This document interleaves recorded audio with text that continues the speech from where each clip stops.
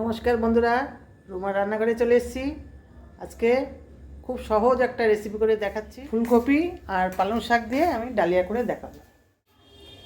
Dahlia নিয়েছি, মুগের ডাল নিয়েছি আর মুসুরির ডাল নিয়েছি, দুই রকম ডাল আর ডালিয়া নিয়েছি। আর ফুলকপি কেটে বেছে ধুয়ে রেখেছি, আর পালং শাক কেটে রেখেছি, আর আছে কড়াইশুঁটি আর পাকা কাঁচা লঙ্কা। জল বসিয়ে দিয়েছি, জলটা ফুটে গেছে। ডালিয়ার ডালটা ধুয়ে নিয়েছি, এবার দিয়ে দিচ্ছি। তেল দিয়েছি, ফুলকপিগুলো ভেজে নেবো। স্বাদ মতো নুন দিচ্ছি, হলুদ গুঁড়ো দিচ্ছি,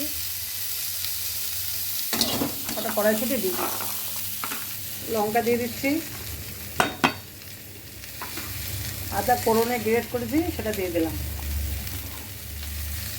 এবার দিচ্ছি হলুদ, ফুলকপি আর কড়াইশুঁটিগুলো ভেজেছি সেগুলো দিয়ে দিচ্ছি। এবার দিচ্ছি পালং শাক।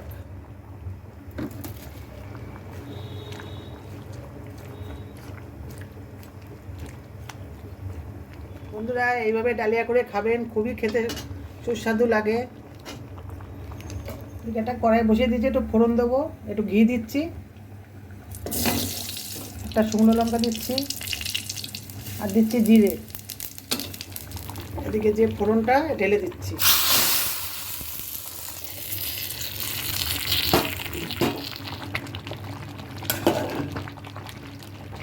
ঠিক আছে, নামানোর আগে একটু ধনেপাতা ছড়িয়ে দেবো।